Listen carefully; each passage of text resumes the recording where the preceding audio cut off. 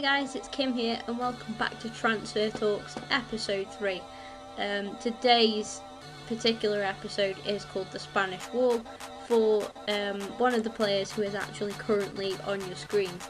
We have got, at the moment anyway, the two, probably two of the most biggest transfer rumours going on at the moment. We've got the Benzema link to Arsenal. Do I think this is going to happen? I'm honestly really not sure. There's a lot of reasons that it might happen and that it could well happen, but then there are also so many reasons why it possibly won't happen. It's just a waiting game at the end of the day. There's just so many rumours that this transfer window has been absolutely unreal, and to be honest with you all, I'll be so glad as an Arsenal fan just to see the end of it and just to focus on with the season. I personally have been thinking about this for a while now. I personally don't agree with the transfer window overlapping with the Premier League, like the start of the Premier League. I think that the window should be closed before the Premier League. Now, if that means obviously shortening the length of time that the window is open for, then fair play. At the end of the day, the managers have all summer to go through this, and also obviously that might mean delaying the Premier League for a couple of weeks or so, then so be it. But I just really don't agree with any leagues, not just the Premier League. I'm not being biased there. I mean, I don't agree with any leagues being open, being ongoing when the transfer window was also open. I just don't agree with it. I think all the business should be done before the leagues kick in again. And I think that's the way that that it should be, but it isn't. And anyway, yeah, Benzema to Arsenal, I would love for it to happen. He's exactly what we need. We're also linked with Lewandowski as well, who in my opinion is also a really good striker. But I'm not sure if he's unhappy at Real Madrid, then fair enough, but I'm not sure that he is unhappy at Real Madrid, because I think he's getting quite a bit of game time there. But you guys, you never know. The guy might want a change of scenery. He might want, something a little bit different. Come over to play in the BPL, and he could well be unhappy. And it goes the same with Benzema as well. Really, he's obviously at Real Madrid, one of the best sides in the world, and playing with one of the best players in the world as well, like Cristiano Ronaldo. But there's talks of Benitez wanting to play Ronaldo up front, so where does that leave Benzema, sitting on the bench throughout, the majority of the season? And yeah, I mean, I don't want to particularly go into Ronaldo as a striker just yet. I'll save that for a different video if you want to hear my thoughts on that. But I just think that Benzema probably, he won't, he's too good to be sitting on a bench. He could be, a top striker at a club, like he has been at Real Madrid for a fair few years. I remember him in his Lyon days when he was in the Ligue 1 or Ligue 1, the French league anyway, and Arsenal were actually linked with him as well as Real Madrid. I'm not sure what went on, if we did put an offer in or not, if it got rejected, or if Benzema simply chose to move to Real Madrid, which you can't really blame him for, because back then Arsenal weren't, even half as good as what they are today. And yeah, we were on the rebuild, and although he could have played a big part in that had he moved to us all those years ago, why should he do that when he could play for one of the best clubs in the world? But yeah, going the other way now to Real Madrid, we've got David De Gea. Now, this guy has been linked with a move to Real Madrid throughout, I can't even think for how long now, since towards the end of last season, which is absolutely mad. Yeah, I think Real Madrid want him, without a doubt. Real Madrid want him. I'm 100% positive on that. But I think it's the United board. I think they want more money for him. Obviously, he played a huge part in United's season last season. He saved them so many points. It's absolutely unreal. And he was absolutely phenomenal. And he'd be a fantastic signing for Real Madrid, having them just losing their legend in Iker Casillas. I think he'd be a great. He's really young as well. De Gea is. He's like, I think he's not even quite mid-20s, or he's around that mark. I didn't actually realise how young he was, but he's a great player. And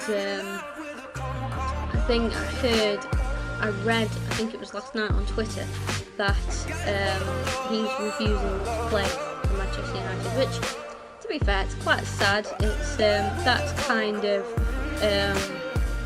how can I put it? I suppose like bad behaviour, very like disrespectful towards Man United, who have definitely made him as a goalkeeper. I think it is quite disrespectful towards them in deciding not to play, refusing to play. And I think, it's quite childish as well. But at the end of the day, if he's unhappy, you're not going to want to play, are you? So there is that counter argument there. Anyway, guys, on with the next two transfers. We have got, God praise me for saying this guy's name if I get it right. Illarramendi, yeah, did I get that right? Illarramendi, I think. A fantastic player from Real Madrid, actually. He plays in I'm not sure if he is a CM or a CDM, but he is quite a defensive midfielder. And I can remember watching him. Admittedly, only came to know about him last season for Real Madrid. And I watched him a couple of times because he filled in for the absent Sami Khedira. And I thought he was pretty decent. He's very young, but he's been linked with Liverpool. And I think that, Liverpool would be doing some really good business if they managed to pull him out of the bag. He's got a lot of potential. And he's like I say, a young Spanish player. I think he'd be a good signing for Liverpool going forward. A good replacement for, helping to replace Gerrard, because Gerrard is a huge loss for Liverpool.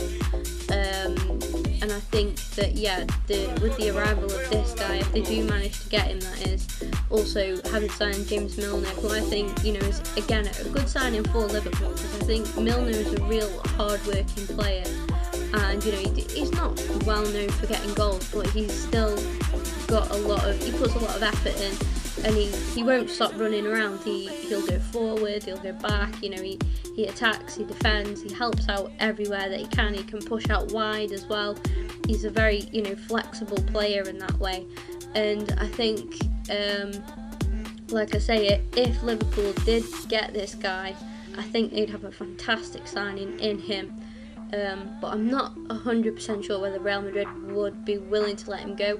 With him being young and also having a lot of potential, he had a very good season last season. I think Real Madrid will want a fair wad of cash for the youngster. And Liverpool, although they received the money obviously from Sterling, I'm not sure if they will be able to meet an agreement with Real Madrid.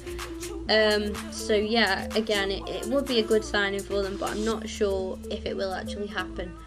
And the final one, who I think this is looking more and more likely, is Pedro, of course, from Barcelona, coming to Manchester United. I think he'd be a great signing for Man United. He is a really good player. He's massively underrated, to be honest. If any of you, I know I shouldn't do this, but if any of you watched my Barcelona career mode, you'll know that he was one of my favourites in that. But obviously with the arrival of Arda Turan, who, I don't know, Turan is a very good player, but I don't think he's probably that much better than Pedro, if better than him at all. I think they're both pretty equal, so I'm not sure really. But Pedro for Man United would be a great signing. Again, is a winger what they need? I'm not 100% sure. I would probably say that they needed, strikers more than wingers. But the reason I think this is really likely is because when Barcelona won the cup, I think it was last week, or earlier on this week, in fact. Barcelona were all celebrating, and Pedro actually scored the winning goal in that game. And Pedro, upon the celebrations, Pedro was pretty much he was on his own. He was literally standing on his own, and the rest of the squad were all together, and he just looked so unhappy and just so out of place. So again, he could have had a falling out with players or member of the board or management. He might just want to change again. It does relate to a lot of things. The reason that he might be upset at Barcelona, perhaps the arrival of Turan has thrown him off a bit, because I think last season Barcelona had a good season last season. I think Pedro did really well. He played like a big part in their success last season, and I think perhaps the arrival of Turan has thrown him off a bit. He's kind of questioning what he's done wrong, and if he's basically being told that he's not gonna get as much game time as that he probably saw last season, obviously he's going to be upset about that, because he is a big player. I think he'll easily get into the Manchester United side, and yeah, I think it'd be a great signing for them, and he looks really likely as well, so we'll soon see anyway, nearing towards the end of the summer window. And yeah, I don't think there's been too many big signings yet, but if you guys follow my other series where I talk about all the completed transfers, yeah, I'll be doing some more episodes of that soon. I just wanted to get another one of these done, 'cause obviously it's only my third. But yeah, smash the thumbs up if you like me talking about all these transfer rumours, and also if you haven't already, go and check out my completed transfer series. We're quite a lot into that now, quite a fair bit into that. And yeah, thank you all for watching. I'll be back with another video very soon.